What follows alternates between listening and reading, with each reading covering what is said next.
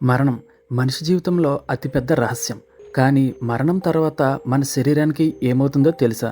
ఇది ఆశ్చర్యకరంగా అనిపించిన చాలా ఆసక్తికరమైన విషయం. ఈ వీడియోలో మరణం తర్వాత మన శరీరంలో జరిగే ప్రతి దశను తెలుసుకుందాం. వీడియోని చివరి వరకు చూడండి. లాస్ట్లో కొన్ని ఇంట్రెస్టింగ్ ఫ్యాక్ట్స్ని కూడా తెలుసుకుందాం.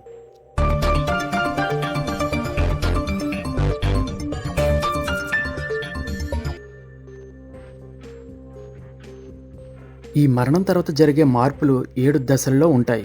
మొదటిది ద మూమెంట్ ఆఫ్ డెత్, అంటే ఇది మరణించిన తర్వాత 1 గంటలోపు జరిగే ప్రక్రియ. ఇది మన హార్ట్ ఆగిన క్షణంతో మొదలవుతుంది. బాడీకి ఆక్సిజన్ సప్లై పూర్తిగా ఆగిపోతుంది. కొన్ని నిమిషాల్లోనే బ్రెయిన్ పనిచేయడం మానేస్తుంది. బ్లడ్ సప్లై ఆగిపోతుంది. చర్మం నెమ్మదిగా తెల్లబడుతుంది. అలా ఈ గంటలోపు జరుగుతుంది.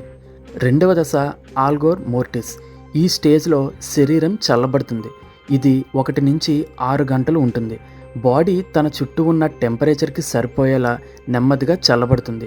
ప్రతి గంటకు సుమారు 0.8 డిగ్రీస్ సెంటీగ్రేడ్ తగ్గిపోతూ ఉంటుంది. అదే కూల్ ఎన్విరాన్మెంట్లో అయితే ఇది ఇంకా వేగంగా జరుగుతుంది. మూడవ దశ రిగోర్ మోర్టిస్, అంటే మన మజిల్స్ గట్టిపడటం. ఇది 2 నుంచి 24 గంటల్లో జరుగుతుంది. ఈ స్టేజ్లో బాడీ స్టిఫ్గా మారుతుంది. శరీరంలోని కొన్ని కెమికల్ చేంజెస్ వల్ల ముఖం, మెడ మొదలుకొని కొన్ని కండరాలు గట్టిపడతాయి. ఇది శరీరం మొత్తం వ్యాపించడానికి 24 గంటల సమయం పడుతుంది. తర్వాత మళ్ళీ 48 గంటలకు బాడీ సాఫ్ట్గా మారిపోతుంది. నాలుగవ దశ లివోర్ మోర్టిస్. ఈ స్టేజ్లో రక్తం మొత్తం కూడా బాడీ కిందకు చేరుకుంటుంది. ఇది మూడో దశతో పాటే 12 గంటల లోపు జరుగుతుంది. గుండె రక్తాన్ని పంపించకపోవడం వల్ల గ్రావిటీ కారణంగా బ్లడ్ అంతా కూడా కింద వైపుకు పోతూ బాడీ నీలం లేదా ఎరుపు రంగులో మారిపోతుంది. దీనినే లివోర్ మోర్టిస్ అంటారు. ఈ ప్రాసెస్ ద్వారానే ఒక మనిషి చనిపోయి ఎంత టైం అయింది అనేది అంచనా వేస్తారు. ఐదవది డికంపోజిషన్ స్టేజ్.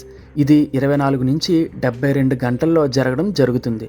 ఈ స్టేజ్లో బాడీలోని పార్ట్స్ అన్నీ స్లోగా డికంపోజ్ అవుతాయి.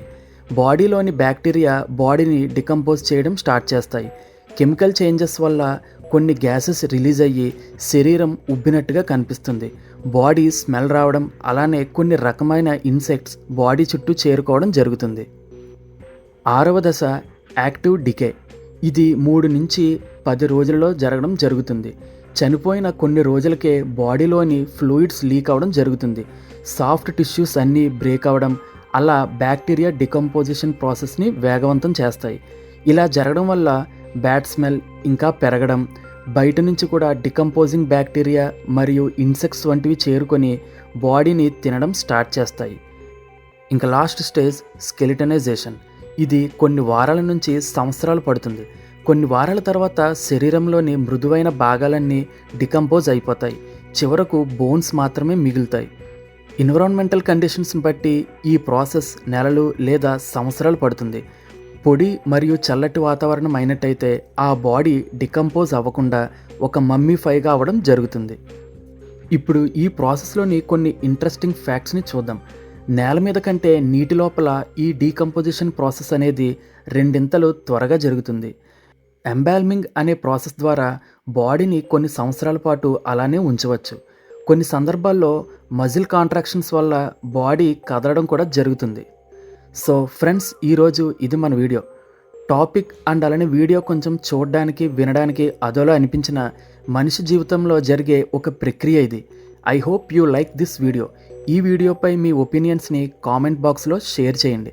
అలానే ఫస్ట్ టైం మన ఛానల్ని విజిట్ చేసుంటే ప్లీజ్ డూ సబ్స్క్రైబ్. ఇలాంటి మరో ఇన్ఫర్మేటివ్ వీడియోతో మళ్ళీ కలుద్దాం. Thank you for watching.